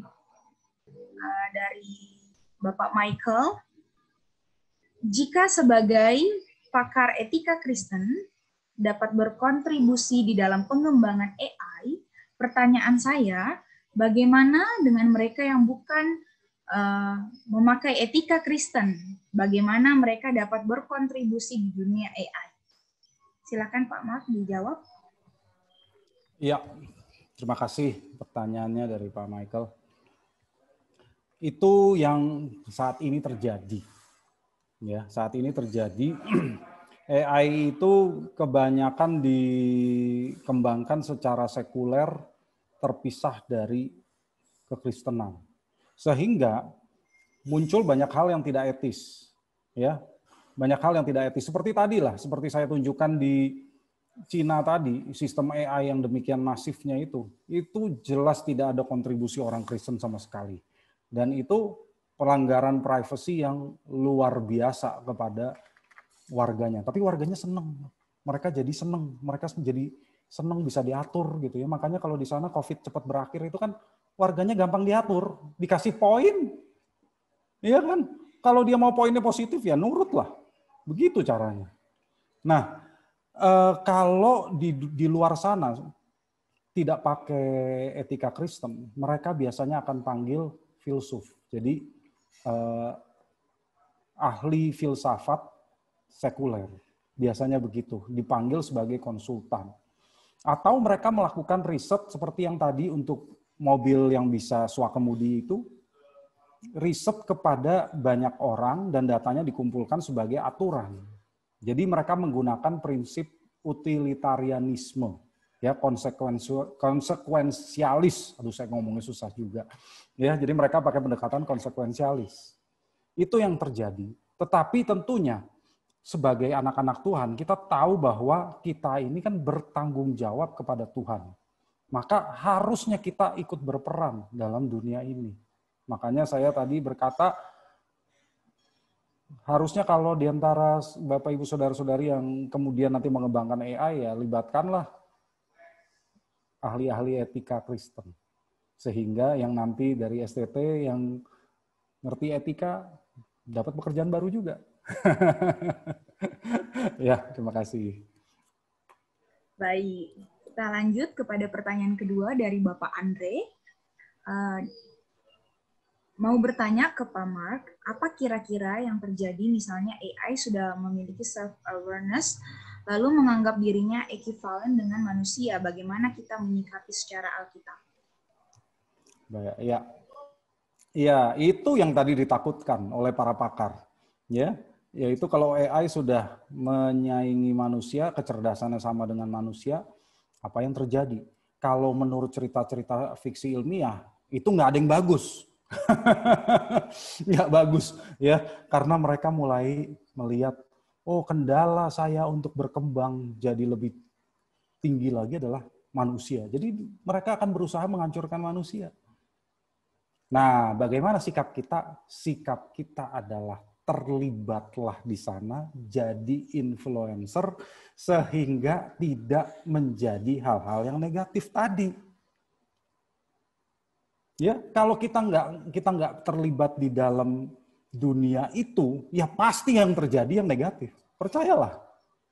Jadi gimana caranya? Ikut di situ supaya nggak negatif. Ya kita jadi influencer, saudara. Ya, bisa menjawab ya. Siap, Pak. Baik, ke pertanyaan selanjutnya dari Ibu Mai Billy. Oke. Bagaimana dengan teknologi chip yang katanya akan ditanam di tubuh manusia? Apakah benar? Bagaimana menyikapinya? Oke. Mungkin Pak Pak. Ya, oke. Ini ada yang mengaitkan dengan angka yang sangat terkenal itu, gitu ya. Apa tuh? Ya betul. Apa Rebecca? Iya. Apakah chip ada yang ditanam di manusia? Ada ya. Tapi percayalah itu nggak ada hubungannya dengan 666, nggak ada hubungannya lah. Ya, saat ini ada. Tapi dengan mengetahui tentang 666 saja, pasti banyak juga tuh manusia yang keberatan ditanemin ya. Ditanemin apa sih? Ditanemin susuk aja nggak mau, ini ditanemin chip. Wah, yang bener aja gitu ya. Jadi itu sih sebetulnya nggak ada hubungannya dengan 666 yang di Wahyu. Kenapa? Karena di zaman itu tidak ada chip. Ya, di zaman itu kan belum ada teknologi seperti ini, Saudara. Kalau kita menafsirkan Alkitab, tentunya kita harus mengetahui kondisi di zaman itu, di mana kitab Wahyu itu ditulis. Kalau di zaman itu belum ada, bagaimana mungkin dia ngomong soal sesuatu yang tidak ada? Ya, jadi jelas nggak ada hubungannya. Nah, kalau menyikapi yang seperti itu bagaimana? Saya kira banyak, nggak usah orang Kristen, orang di luar saja, di luar sana saja banyak kok yang keberatan tubuhnya ditanami chip. Masa orang Kristen mau? Buat Bapak Ibu Saudara-saudari yang pernah patah tulang saja tahu kan bagaimana rasanya ditanamin pen di tulang. Apakah enak? Sekarang ditanami chip mau, saya kira banyak orang nggak mau. Ya, itu akan menjadi ya sesuatu yang nggak banyak dipakai saya kira. Ya sekarang lebih banyak kok teknologi yang lebih mudah, QR code misalnya. Ya, chip yang di luar handphone kenapa harus ditanam di tubuh manusia? Ya, itu mungkin yang saya jawab. Rebecca? Baik, ada pertanyaan dari Ibu Indrawati. Pengembangan dan percepatan AI tidak dapat dikendalikan oleh manusia itu sendiri ya Pak. Apalagi kemungkinan terjadinya bug atau kesalahan algoritma. Itu sebab AI bisa menjadi ancaman bagi umat, sementara kecanggihan AI kebanyakan dikuasai oleh negara-negara maju. Oh, bagaimana Pak tanggapan Bapak dari pernyataan Ibu Indrawati ini? Benar sekali, ya. Jadi saya sangat setuju loh, kalau orang Kristen tidak terlibat dalam pengembangan AI, maka hal-hal negatif yang ditakutkan oleh Bill Gates, Elon Musk, Stephen Hawking itu akan terjadi. Ya, jadi kuncinya supaya itu tidak terjadi apa? Orang Kristen harus terlibat. Memang itu sangat berbahaya. Coba lihat saja yang di Cina tadi. Di Cina misalnya sudah diimplementasikan di seluruh negeri, berhasil. Negara-negara lain akan niru nggak? Bisa jadi niru loh. Itu bagus kan orang jadi dinilai by reputasinya dinilai dengan poin, gampang. Ya, orang warga jadi nurut, nggak ada yang macam-macam. Enak kan? Nah, kembangkan saja terus. Lama-lama AI-nya jadi makin cerdas dan jadi mengontrol pemerintah. Bisa begitu kan? Ya, jadi sangat mungkin terjadi kalau orang Kristen tidak terlibat dalam pengembangannya. Kalau menurut saya sih begitu. Jadi kalau orang Kristen abai, maka yang ditakutkan tadi memang bisa terjadi. Ya, mungkin begitu, Bu Indrayani. Baik. Selanjutnya pertanyaan dari Bapak Heinze dari Alor. Yang pertama, saya mencermati kita tidak bisa menghindari perkembangan AI. Jadi yang bisa kita lakukan adalah mempersiapkan diri untuk menghadapi perkembangan tersebut. Yang kedua, saya juga mencermati penjelasan Bapak adalah sebuah nubuatan yang akan terjadi. Ini seperti suara kenabian yang telah lebih dulu mengingatkan kita untuk bersiap-siap jika waktunya tiba. Saya ingin tahu pendapat Bapak dan saran-saran buat generasi mendatang. Silakan Pak Oke, Mark. kalau dikatakan nubuat, ya para pakar-pakar, para futurolog juga mengatakan begitu sih. Ya, lalu kalau terjadi beneran gimana? Ya kan, yang ditanyakan mungkin begitu kali ya. Kalau terjadi beneran itu bagaimana? Misalnya AI ini jadi mengambil alih dunia, benar-benar terjadilah. Karena orang Kristen eh, nggak bisa mengendalikan itu. Ya, apa yang harus kita lakukan? Ya sebetulnya kita sudah lihat sih di Alkitab, ya apa yang ditulis oleh para penulis Alkitab. Misalnya kalau Bapak Ibu membaca di Kitab Wahyu, ya di sekitarnya 666 itu di Wahyu 13 itu kan tentang cerita tentang binatang-binatang tuh, binatang dari laut, binatang yang muncul dari bumi, dan ternyata salah satu binatangnya itu seperti AI loh. Ya, dikasih kuasa untuk bisa berbicara sendiri, bisa bergerak sendiri, seperti robot, jangan-jangan AI itu. Benar nggak? Bisa menguasai dunia lagi. Apakah itu sudah dinubuatkan? Bisa jadi. Nah, kalau benar gimana? Ya nggak usah takut lah. Baca dong sampai akhir, benar nggak? Sampai Wahyu pasal 22 yang menang siapa? Yang menang Tuhan kok. Ya, binatang-binatang itu akan dihancurkan, Tuhan Yesus datang kembali dan membawa kita ke surga, ke langit baru, bumi baru. Selesai, ya udah nggak apa-apa. Jadi kalau yang terburuk itu pun terjadi, kita punya pengharapan sebagai orang percaya. Jadi saya kira tidak ada yang perlu terlalu dikhawatirkan bagi orang Kristen. Ya, sebagai orang-orang yang diberi tanggung jawab oleh Allah ya untuk menjadi gambar Allah ya yang diberi mandat untuk memelihara dunia ini, tentunya kita memang harus melakukan yang terbaik di dunia ini untuk memberikan damai sejahtera Allah di dunia ini. Tetapi sekiranya itu tidak bisa tercapai pun, kita masih punya pengharapan yang lebih baik, yaitu dunia yang akan datang. Ya, jadi tenang saja saya kira. Ya, makasih. Ya, baik. Pertanyaan selanjutnya dari Bapak Frankie YS. Bagaimana menginput data etika Kristen ke dalam algoritma AI? Apakah hanya memasukkan isi firman Tuhan saja? Orang Kristen yang sudah baca Alkitab tiap hari saja masih banyak yang belum beretika dengan benar. Dibandingin Pak dengan manusia. Oke, ya Pak Franky. Ada yang pakai cara itu? Ada. Tadi kan saya sudah sampaikan 3 hukum robotika ya dari Isaac Asimov. Biasanya hukum itu ditanam di diri si robot itu. Jadi ingat ya robot ya, nomor 1 kamu nggak boleh menyakiti manusia. Itu kan hukum. Lalu kalau kita tanamin Alkitab bisa nggak? Bisa. Kasih aja 10 perintah Allah gitu kan. Kasih aturan Mas Tuhan Yesus. Kasih apa lagi? Kalau mau 613 mitzvot dalam Taurat masukin ke situ bisa nggak? Bisa kalau mau. Akhirnya kita pakai pendekatan deontologis. Jadi si robot akan memilih dalam database dia aturan-aturan. Jika begini maka begitu, jika begini maka begitu. Lalu kalau dia diperhadapkan dengan suatu situasi, dia akan mencari di database dia.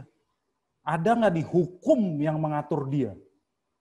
Kalau ada, jika ini maka ini, dia harus patuh. Ya, misalnya kalau pendekatannya deontologis nih, dia di dalam database robot ada hukum jangan bersaksi dusta, gitu kan? Nah, maka dia benar-benar diprogram untuk tidak bisa bohong. Kalau sekiranya si robot ini bertugas di dalam peperangan, ya, di mana dia harus menjaga kota, menjaga gedung, gitu ya. dan di dalamnya ada warga orang-orang yang tidak bersalah, termasuk orang yang dikejar oleh musuh, ya. Katakan namanya siapa? Joe gitulah. Saya lihat Joe di situ soalnya. Sorry ya Joe. Ya, lalu musuh datang. Tanya sama si robot, "Hey, Joe ada di dalam nggak?" Lalu dia cari di database dia. Ding ding ding ding. Jangan bersaksi dusta. Ada, langsung dia jawab begitu kan, karena sudah diprogram begitu. Ya, jadi kalau deontologis ya jelas dia jawab aja begitu. Ada di dalam ada. Ya, jadi apakah pendekatan itu bagus atau tidak? Ya tergantung yang memprogram tadi. Makanya orang yang ngerti etika harus ikut di situ. Sehingga kasus-kasus yang aneh seperti ini itu bisa dibahas. Ya, jadi studi kasus, lalu diputuskan keputusannya bagaimana. Begitu. Gitu ya Pak Fengki ya. Mantap Pak. Kita ke pertanyaan selanjutnya dari Ibu Devina. Pak Mark, bagaimana memanfaatkan teknologi AI untuk mempermudah pelayanan pekerjaan Tuhan atau gereja dengan tujuan agar jemaat atau orang Kristen memahami apa yang menjadi kehendak Bapa dalam hidup kita. Wow. Tanda tanya itu ada kalimat terakhir, ujung-ujungnya kan jadi anggota kerajaan sorga. Amin, amin. Cuma begini loh ya, Bu Dewi. Kita yang belajar firman Tuhan, kita yang mendengar khotbah, mengkonsumsi firman Tuhan, itu pun tidak mudah juga bagi kita ya untuk mengenali kehendak Bapa dan melakukannya gitu ya. Lalu di mana AI bisa membantu? Ya tentunya nggak mudah juga jawaban saya. Mungkin AI bisa membantu dengan apa? Memberikan ya AI bisa membuat khotbah sendiri loh. Kalau mau. Ya, AI bisa khotbah loh. Ya, jadi dia bisa tahu oh orang ini sedang dalam masalah ini gitu ya. Lalu dia akan bikin khotbah untuk menghibur orang itu misalnya. Bisa. Kenapa tidak? Lalu kalau misalnya jadi mesin etika, bisa saja asal diprogram dengan etika yang baik. Jadi orang jadi konseling sama AI. Aduh saya punya masalah keluarga nih, gitu ya. Misalnya ada yang bilang, oh istrinya begini, istri saya, oh kelihatannya saya curiga tuh, mungkin ada pria lain. Gimana dong? Nah itu AI-nya nanti bisa kasih saran. Bisa. Tetapi pertanyaannya apakah itu lebih baik daripada manusia? Itu aja. Kalau kita mendelegasikan tanggung jawab kita kepada AI, ya ada risiko tentunya bahwa yang kita peroleh juga tidak optimal. Ya, kecuali dikontrol oleh manusia. Jadi ada yang mengkontrol, ada manusia yang bisa take over kalau perlu. Bisa, dan saya kira ada yang bikin. Yang kayak gitu sih menarik tuh. Ada yang bikin saya kira. Gitu ya, Bu Dewi ya. Kita akan membuka sesi tanya jawab secara langsung. Jadi Bapak Ibu bisa bertanya secara langsung. Jika berkenan, Bapak Ibu ingin bertanya langsung saja raise hand. Dan tadi saya ada juga yang lain bukan? langsung. Iya, masih ada nggak pertanyaan yang tertulis? Masih ada juga ya? Pak Mark, ya, Bu. Saya tanyakan ya, memang kita yang cukup gemetar ya Pak ya kalau melihat perkembangan percepatan IT ya Pak ya, atau AI ya Pak ya, di China terutama. Memang mereka sudah menggunakan sistem 6.0 ya Pak ya. Itu kan nggak bisa dibendung, karena waktu beberapa tahun yang lalu, teman saya di China, dia bilang, kalau telepon aja, 3 tahun yang lalu kali Pak, kami ke Shanghai itu, dia bilang, telepon ini, kamu tahu nggak, itu kalau ada kejahatan, itu merekam Pak. Jadi sisi yang di situ yang kita kan bicara begini, tapi itu kamera itu juga berinteraktif dengan hal-hal yang kejahatan itu Pak. Iya. Nah, sekarang yang menjadi ya gemetar kami ya, maksudnya anak-anak muda ini harus bisa involve banget ya Pak ya, dalam dunia AI yang walaupun sekarang dikuasai oleh negara maju. Iya. Nah, yang otomatis Bapak kita sudah ketahui bahwa tentang pengenalan kepada Tuhan udah mulai merosot kan Pak, gitu ya. Benar.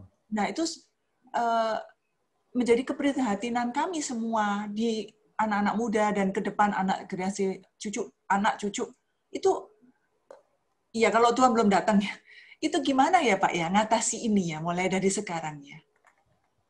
Cukup berdebar sih Pak melihat hal-hal seperti ini. Makasih Pak Mark. Iya, makasih Bu Indriati. Ya, memang ya. Jadi kita lihat banyak hal yang menggelisahkan, banyak hal yang mengganggu kita sih, betul, dari perkembangan AI seperti ini. Meskipun di sisi lain memang itu menunjukkan bahwa manusia itu memang luar biasa pinternya, ya, bisa membuat seperti itu. Ya, apa yang kita persiapkan tentunya tadi saya katakan ya kita harus berusaha bagaimana caranya jadi influencer. Jadi influencer terhadap apa yang bisa kita lakukan saja, yang dihadapkan dengan kita, di hadapan kita. Jadi kita tidak gaptek, kita ngerti teknologi, kita bisa memanfaatkannya dengan bertanggung jawab. Kalau ada yang bertanya kita bisa jawab. Ya. Mulai dari hal-hal yang terkecil. Kalau banyak orang yang bisa jadi influencer seperti itu, maka bisa jadi semua yang dikembangkan itu ya akan lebih positif gitu loh. Ya, termasuk anak-anak muda pun loh sebetulnya. Kalau anak-anak muda kita yang mengerti teknologi itu aktif di forum-forum, aktif dalam studi, bikin jurnal, ya mahasiswa bikin jurnal soal ini, terus dalam forum-forum diskusi aktif. Kalau ada forum internasional juga misalnya ada yang ikut, lah lama-lama influence ini kan akan kemana-mana nih.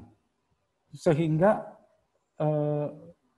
ya mungkin bisa ada pengaruhnya gitu, ada pengaruh positif, ada pengaruh etika Kristen di situ. Itu yang kita harapkan tentunya. Tetapi kalau ternyata tidak terjadi pun ya sudah. Toh akhirnya Tuhan yang menang gitu. Akhirnya Tuhan datang, Tuhan yang menang juga. Ya harapan terakhirnya begitu. Ya udahlah, akhirnya Tuhan yang menang juga lah.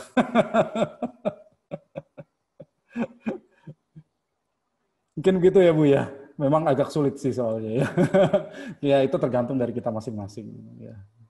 Pertanyaan chat box. Oke, tadi mungkin di mute sama ini tadi, di mute sama host. Ini Pak Mark, jadi beberapa tahun yang lalu saya kan memang ada di lingkungan IT juga kan, khususnya kita di universitas kan, dan basic saya memang bergaul dengan orang-orang seperti itu. Dan beberapa tahun yang lalu sempat ada tesis atau disertasi tentang sistem pakar. Sistem pakar kan itu juga merupakan bagian dari artificial intelligence. Nah, sistem pakar ini mereka membuat decision support system untuk spesialisasi kedokteran. Jadi ini khususnya tulang, di kesehatan tulang. Dan waktu itu saya melihat, ini mungkin sekitar 4 atau 5 tahun yang lalu. Dan ini memang sangat mungkin menurut saya sudah bisa menggantikan dokter spesialis tulang seperti itu. Nah, menurut Pak Mark, gimana masa depan pendidikan teologi kalau jika ilmu kedokteran saja sudah hampir bisa digantikan? Padahal ilmu kedokteran itu kan ada aspek praktikannya kan, sedangkan kalau teologi itu kita mungkin hanya banyak di penalarannya aja seperti itu. Kedokteran saja yang ada aspek praktikannya saja hampir bisa digantikan oleh sistem cerdas ini atau kecerdasan buatan ini. Nah, bagaimana masa depan ilmu teologi seperti itu? Mungkin teolog-teolog nanti bisa digantikan oleh sistem cerdas seperti ini juga, Pak. Gimana, Pak? Oke. Ya, terima kasih atas pertanyaannya ya, Jo. Ya, kalau untuk medis memang ini sudah banyak dipakai. Betul, tadi seperti tulang ya. Kalau di Cina pun untuk mendeteksi COVID, ya memang sudah banyak dipakai. Tetapi dokter juga tetap ada sih, gitu loh. Dokter tetap ada karena sistem ini lebih untuk mendiagnosis gitu misalnya, mendiagnosis dan membantu dokter. Kemudian yang aksinya tentu tindakan tetap dilakukan oleh dokter. Ya banyak juga orang nggak masih takut juga lah dengan sistem. Tapi ada positifnya loh, karena ini membuat kehadiran dokter jadi mungkin di daerah-daerah yang tidak terjangkau, ya kan? Jadi bagus dong. Nah kalau untuk teologi bagaimana? Sistem ini akan membantu nggak AI? Pasti. Ya, tadi kan seperti saya sudah sampaikan, mungkin khotbah tinggal klik tombol, plup, jadi. Terus si pengkhotbah tinggal bacain. Waduh, itu khotbah masa depan tuh kayak begitu tuh. Tapi itu belum tentu positif gitu ya. Atau ada hal-hal lain lagi, misalnya si teolog sedang mencari bahan tentang sesuatu di Alkitab. Kalau saat ini kan dengan software pencarian dan sebagainya. Mungkin dengan AI, apa yang dia cari itu dia bisa temukan dengan lebih cepat. Bisa. Tetapi apakah dia akan menggantikan teolog sama sekali? Saya kira tidak juga. Kenapa? Karena kalau banyak hal filosofis gitu ya, yang memang dibutuhkan manusianya sih. Ya, kalau dari segi teologi ya untuk memberikan pertimbangan tadi bagaimana? Kan robot tidak bisa memberikan pertimbangan kepada robot lah. Kalau dalam pengembangan AI tentu manusia yang harus memberikan pertimbangan. Ya, manusia yang mengerti teologi, mengerti etika. Kemudian kalau dalam penggembalaan, apakah gembala bisa diganti oleh robot? Jemaat mau nggak kalau gembalanya robot? Mau nggak? Ya, saya nanti bikin robot aja, saya jadi bisa lebih tenang gitu ya. Nanti kalau ada jemaat mau konseling, nah tuh sama robot saya saja. Bahkan mungkin nanti ya udah tuh kalau ada ibadah di gereja, biar si robot aja yang kerja ya, pendetanya diam aja. Ya mungkin nggak juga begitu kan ya. Jadi saya kira sih unsur manusianya tetap ada. Tetapi dengan teknologi yang makin cerdas, yang makin tinggi ini, manusianya juga harus di-upgrade. Jadi kita harus mempunyai sesuatu yang tidak bisa tergantikan oleh robot. Itu apa itu? Ya itu yang harus kita cari. Mungkin kalau dengan penggembalaan dengan jemaat, sentuhan manusianya itu loh. Sekarang kalau kita ibadah di rumah, kan tetap lebih nggak enak nih dibandingkan dengan ibadah tatap muka, ketemu kiri kanan ada orang, ya. Kalau sekarang di rumah masing-masing nggak ketemu siapa-siapa, kan tetap ada perasaan yang berbeda. Nah, sentuhan manusia seperti itu tetap tidak tergantikan oleh teknologi, ya. Tinggal bagaimana kita melakukannya dengan baik sehingga kita tidak digantikan oleh mesin. Mungkin begitu ya Jo ya. Jadi harapan saya sih kalau teolog sih dan ahli etika masih terpakai, bahkan dapat pekerjaan baru nih di dunia AI gitu ya. Kalau dokter ya mungkin diganti, nanti ada dokter robot mungkin bisa jadi ada. Kalau dokternya banyak yang jadi korban seperti COVID begini kan, coba kalau yang maju robot aja udah. Dokternya kan selamat. Ya, yang menghadapi pasien dokter aja dulu gitu ya. Kalau udah berat baru dokter turun. Robot aja dulu. Kalau udah berat baru dokter turun. Ya, begitu Jo. Ada yang mau disambung? Oke, terima kasih. Ya, shalom. Ya, shalom. Selamat malam, Bapak. Ya, malam. Terima kasih. Saya berterima kasih sekali karena ini informasi yang sangat berharga, khususnya bagi saya sebagai orang tua. Ini menunjukkan artinya kita akan benar-benar menghadapi masuk dalam dunia elektronik AI ini ya. Lalu saya ingin menanyakan kepada Bapak, bagaimana kita sebagai orang tua membantu atau menolong generasi kita ke depan untuk mereka menghadapi teknologi teknologi ya ini Bapak. Ya, oke. Ya, terima kasih Bu Dian. Ya, sebagai orang tua apa yang harus kita lakukan? Nomor 1, jangan gaptek. Ya, jangan gaptek. Kalau sudah gaptek, itulah yang bisa membuat kita jadi ketinggalan dari anak-anak, karena anak-anak biasanya lebih ngerti teknologi dibandingkan orang tuanya kalau zaman sekarang. Ya, sehingga apa yang dilakukan anak-anak tidak bisa dikontrol oleh orang tua. Maka nomor 1 adalah jangan gaptek. Harus tahu apa yang dipegang oleh anak-anak. Terutama yang anak-anaknya masih cukup kecil-kecil gitu ya. Anak-anak kecil zaman sekarang itu dari kecil udah ngerti teknologi, dan mereka tidak, kalau di kota-kota besar gitu ya, seperti di Jakarta gitu, bahkan mereka tidak tahu hidup tanpa teknologi itu seperti apa.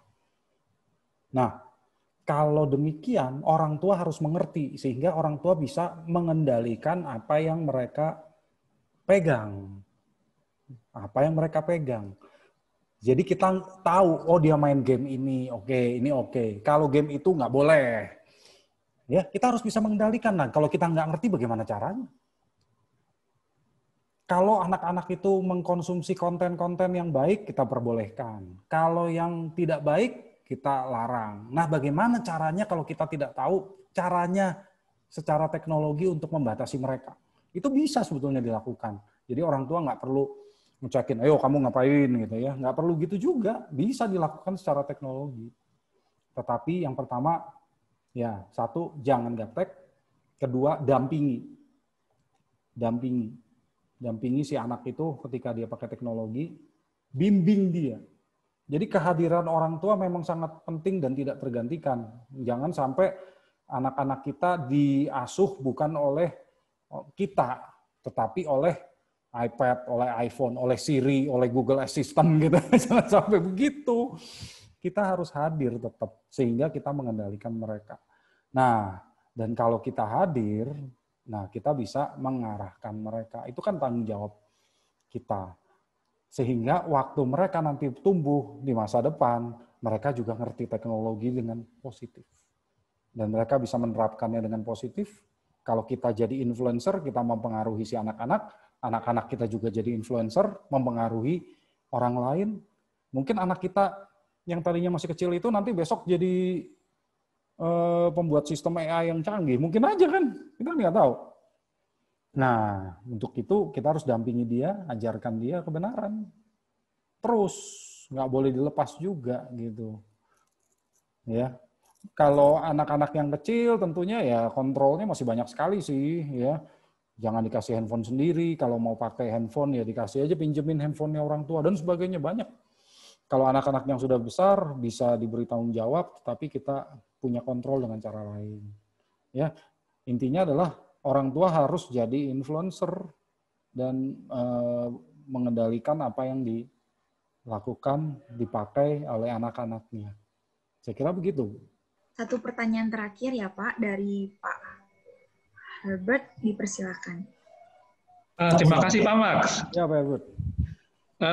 Pembicaraan ini hal yang penting dan urgen bagi gereja dan dunia pendidikan tentunya Pak Max.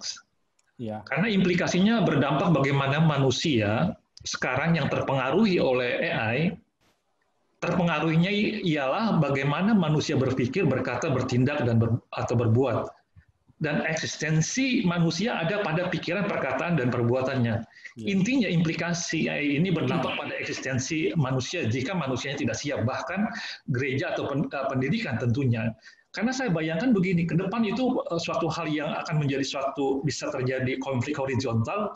Contohnya waktu revolusi industri di awal itu menelan korban yang sangat banyak.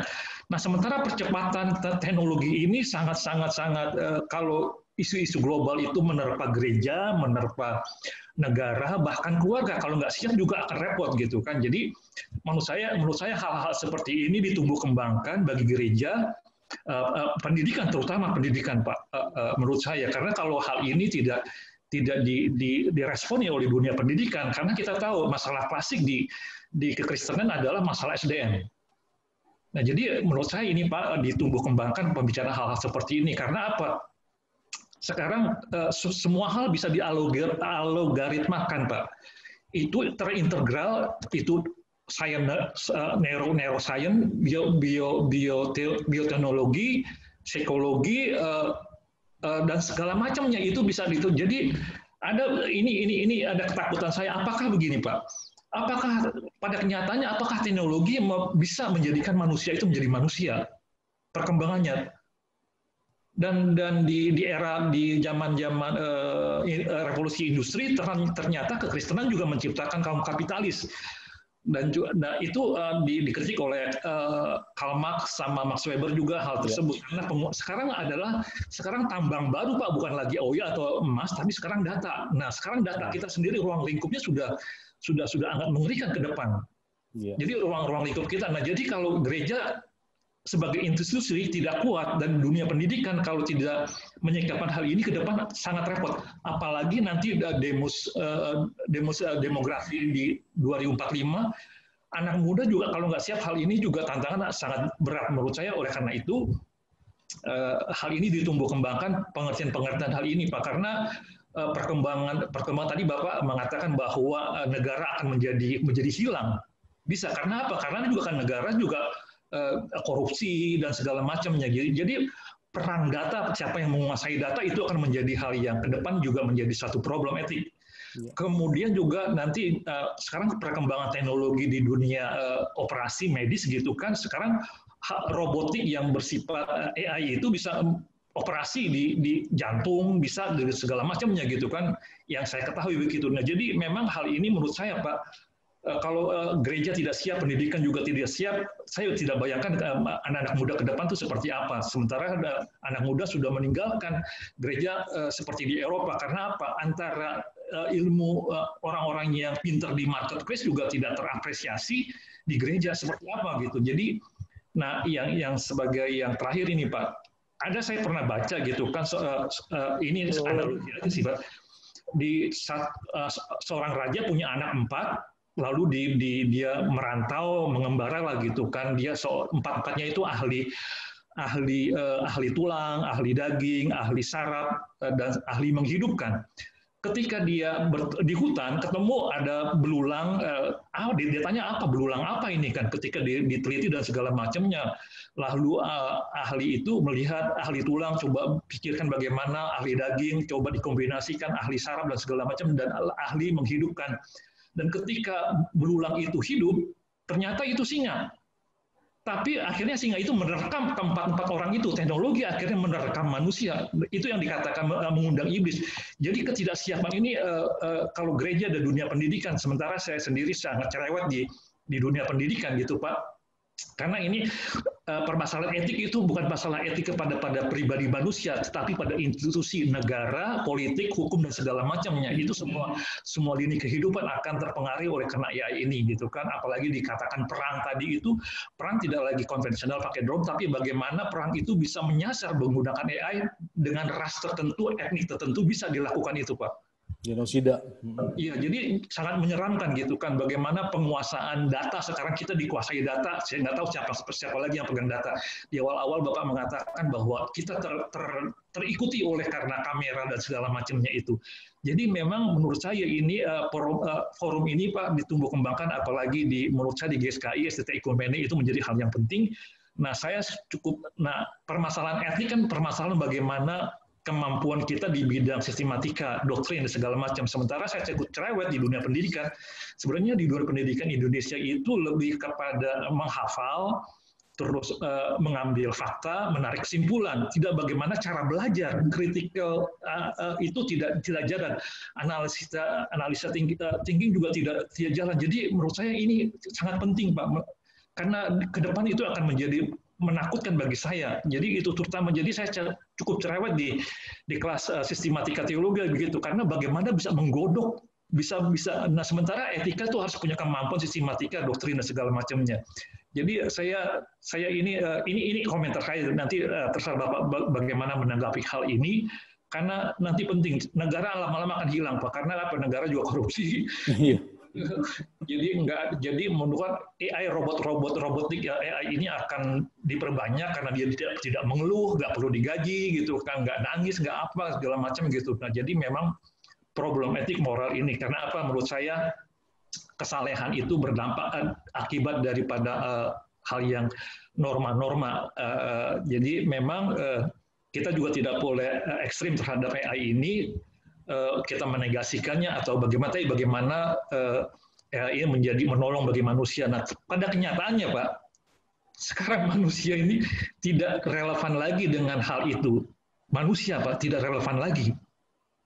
Sementara kita tinggal di dunia ini yang Yohanes 17, Tuhan tidak mengangkat kita gitu, tetapi kita ada di dunia ini. Bagaimana kita relevan dengan dunia ini gitu, Pak. Itu mungkin kurang lebih seperti itu yang saya bisa katakan kepada Pak Max. Terima kasih, Pak Max. Ya, terima kasih Pak Herbert. Ya, saya sependapat Pak dengan Bapak ya, bahwa gereja, pendidikan, dunia pendidikan harus berperan di sini. Ya, harus ngerti, nggak boleh gaptek. Kalau STT gaptek ya susah deh mau ngomong apa gitu ya. Makanya saya juga sangat berterima kasih kepada panitia ya yang memberikan topik ini gitu ya. Tadinya saya juga khawatir nih topik ini apa nggak terlalu ruwet gitu ya. Apalagi kepada audiens yang sebagian besar teologi. Tapi penting ini, betul penting. Ini penting untuk membuka mata. Dan juga gereja, karena gereja juga sekarang sebagian besar juga abai gitu loh. Betul, abai terhadap dunia teknologi ya. Banyak kok yang nggak usah sampai AI deh, teknologi yang simpel-simpel aja masih nggak tahu kok gitu loh, dan kontra masih menolak loh. Lalu bagaimana ya, pendeta aja khotbah nggak boleh bawa iPad, harus pakai Alkitab yang buku gitu maksudnya, contohnya kan begitu. Nah itu artinya menolak teknologi loh ya. Nah, kalau kita terus-menerus mempertahankan sikap kita yang menolak teknologi, anti, berarti tadi seperti kata G.K. Chesterton, kita itu mempertahankan supaya kesalahan itu nggak diperbaiki. Sebetulnya begitu. Ya, tapi juga jangan kita menerima segalanya lalu kita bikin kesalahan-kesalahan baru. Jadi dua-duanya itu ekstrim yang nggak benar, kita harusnya ada di tengahnya. Yaitu kita manfaatkan dengan baik sebagai perpanjangan tangan Allah untuk membawakan shalom-nya Allah di dunia ini, kan harusnya begitu kan. Nah, ya sekarang apa yang kita harus lakukan? Jadi influencer. Mau nggak mau, terang dan garam sekarang itu ini. Ya, kalau kita mau jadi terang dan garam di dunia, ya udah, kita harus ngerti teknologi. Minimal sesedikit mungkin kita bisa memberikan rasa, memberikan warna di bidang itu. Bagaimana? Apalagi buat yang memang mempunyai kesempatan. Kalau orang Kristen yang sudah tahu dan mempunyai kesempatan, ya perlu berperan di sini. Kalau enggak, ya pastilah yang tadi kita takutkan itu terjadi. Ya, karena itu buat Bapak Ibu saudara-saudari ya, tadi saya kan katakan saya juga suka fiksi ilmiah, science fiction. Ya itu memang membuka pikiran kita apa yang akan terjadi. Tadi seperti Pak Herbert katakan negara-negara akan hilang. Nah itu yang terjadi kalau di buku yang tadi saya perlihatkan, buku Demon dan Freedom TM itu. Iya. Kenapa?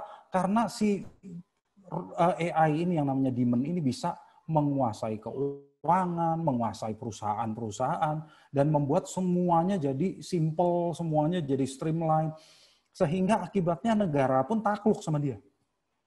Ya, negara-negara yang korup tadi takluk sama dia, sama mesin, karena semua ekonominya dikuasain oleh dia kok. Ya, itu bisa terjadi. Kalau saya baca itu, waduh ini sangat mungkin terjadi. Rasanya itu sangat dekat gitu loh, nggak sampai ke perjalanan ruang angkasa kok. Ini cuma program-program biasa yang ngumpet di game, coba. Bisa terjadi. Jadi ya kita nggak boleh abai. Ya, nggak boleh abai. Dalam pelajaran etika Kristen pun ini udah merupakan sesuatu yang menjadi topik bahasan, betul semestinya. Dan juga dalam pengembangan warga gereja, hamba-hamba Tuhan juga nggak boleh abai. Jadi hamba Tuhan juga tahu mulai dari bagaimana cara memanfaatkan teknologi yang benar. Dan ini kan jadi sesuatu yang keterampilan yang penting di masa church from home, ya, seperti sekarang. Gereja-gereja jadi mulai memanfaatkan teknologi karena nggak bisa enggak gitu loh. Banyak yang nggak bisa ibadah offline kok, mau nggak mau harus pakai teknologi. Nah dari situlah kita mulai belajar ngerti teknologi, ya, sehingga nanti pada saatnya ketika AI ini berkembang dengan makin hebat lagi, makin canggih lagi, minimal sebagai hamba Tuhan, pendeta bisa memberikan pengarahan juga kepada jemaatnya. Mungkin jemaatnya ada yang jadi CEO-nya, founder perusahaan AI tertentu karena diajar, jadi ngerti harusnya bagaimana, gitu kan? Ya kita minimal kita jadi influencer lah, jadi terang dan garam lah, dimanapun bagian kita. Kalau kita punya kesempatan, manfaatkan. Saya kira begitu, ya. Memang kalau dilihat sih ya benar banyak yang mengkhawatirkan, Pak. Jujur, memang benar banyak yang mengkhawatirkan. Kita lakukan saja apa yang kita bisa. Seperti Daniel, seperti Paulus. Paulus yang sudah di bawahnya kuasa Roma pun yang begitu menindas pun dia bilang tunduklah kepada pemerintah. Jadi kita ya sementara kita masih di dunia ini lakukan apa yang bisa. Begitulah saya kira. Ya Pak Albert ya. Ya tambahan Pak, nanti juga mungkin pola ibadah kita itu akan berubah Pak. Benar. Nah itu juga sangat memprihatinkan gitu kan. Jadi memang kalau kita tidak siap menyikapi seperti apa ini, jadi waduh saya nggak bayangkan Pak, kalau gereja tidak kuat, institusi gereja tidak kuat, saya nggak tahu bagaimana jemaat ke depan. Benar. Dan sekarang aja sudah terjadi disruption kan dengan adanya COVID-19 ini. Gereja-gereja yang nggak siap dengan teknologi ya bingung harus ngapain saya. Masa nggak ada ibadah loh saya ngapain nih? Mulai bingung kan? Nah nanti pertanyaannya setelah gereja kembali beribadah, mulailah new normal, teknologi berkembang. Lalu bagaimana tadi saya lihat tuh sepintas. Ada yang bertanya gitu ya, bagaimana gereja memanfaatkan AI? Oh bisa banyak sih menurut saya ya. Misalnya, gereja mungkin bisa dari data-data yang dikumpulkan, ya, mungkin gereja bisa mempredik loh. Gereja mempunyai sistem yang bisa meramalkan, sesuatu yang potensi, misalnya apa ya, potensi terjadinya masalah pada keluarga jemaatnya, misalnya begitu.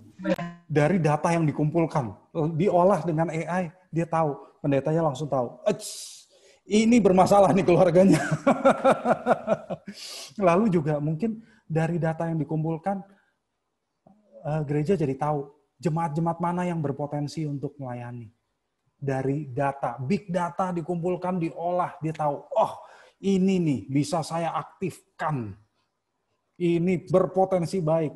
Dibantu AI ya, contohnya kan bisa begitu kan? Ya, kalau kita manfaatkan dengan benar, bisa jadi positif. Ya tentunya kita tidak mengabaikan pimpinan tuntunan Roh Kudus buat gembala dan pengurus dan aktivis tentunya gitu ya. Tetaplah, tapi kalau dibantu dengan ini mungkin kita bisa menjadi early warning gitu ya. Early warning system buat gereja atau sistem-sistem lain yang membantu pekerjaan penggembalaannya gereja. Mungkin bisa. Mungkin ada yang bikin nanti itu seperti itu. Ya, Rebecca. Baik, kami dari panitia mengucapkan terima kasih untuk Pak Mark atas pemaparan seminar pada hari ini. Dan kami juga berterima kasih buat Bapak Ibu yang sudah hadir, bersedia menyediakan waktu mengikuti seminar pada hari ini. Baik, untuk pengumuman seminar bulan depan akan diadakan pada tanggal 18 November, dan informasi-informasi selanjutnya dapat Bapak Ibu lihat dalam Instagram Iktus Community. Bapak Ibu dapat follow dan Bapak Ibu dapat melihat informasi-informasi kami untuk seminar bulan-bulan ke depannya. Dan yang pastinya rekaman dari seminar akan diupload di YouTube Iktus Community. Itu saja dari kami panitia. Saya minta tolong untuk Ibu Indriati menutup kita dalam doa. Saya persilakan Ibu. Kita mengakhiri acara yang sangat menarik ini untuk kehidupan kita. Bapa di dalam surga, kami sungguh mengucap syukur Tuhan, bahwa kami boleh memperoleh satu pengetahuan Tuhan tentang teknologi ya Tuhan, artificial intelligence ya Tuhan, terkait dengan teologi. Tuhan, ini adalah suatu pengetahuan bagi kami yang selama ini kami hanya berlindung Tuhan di dalam suatu kekuatan hanya oleh dunia ya Tuhan, tapi kami percayakan Tuhan, pengetahuan yang boleh kami peroleh ini, boleh menggairahkan kami Tuhan, untuk kami lebih melibatkan diri Tuhan, dalam karya pekerjaan-Mu, seiring dengan percepatan perkembangan teknologi IT ya Tuhan, dan Engkau memberkati juga Tuhan, para mahasiswa STT manapun Tuhan yang hadir pada saat ini, juga terutama Pak Mark yang sebagai narasumber yang memberikan kami pencerahan-pencerahan, juga bagi para Icus Community Tuhan yang telah memberkati kami. Tuhan, pakailah kami dimanapun kami berada dengan persiapan kedatangan Engkau kali kedua. Terima kasih ya Bapa di surga untuk kesempatan yang Engkau telah berikan. Di dalam nama Tuhan Yesus Kristus kami mengucap syukur. Amin. Baik Bapak Ibu, terima kasih banyak. Seminar bulan depan akan diadakan pada tanggal 18 November. Bagi Bapak Ibu yang ingin mendaftarkan diri, langsung saja stay tune di Instagram kami, Iktus Community, dan Bapak Ibu bisa langsung mendaftar. Sekian dari kami, Tuhan Yesus memberkati kita semuanya.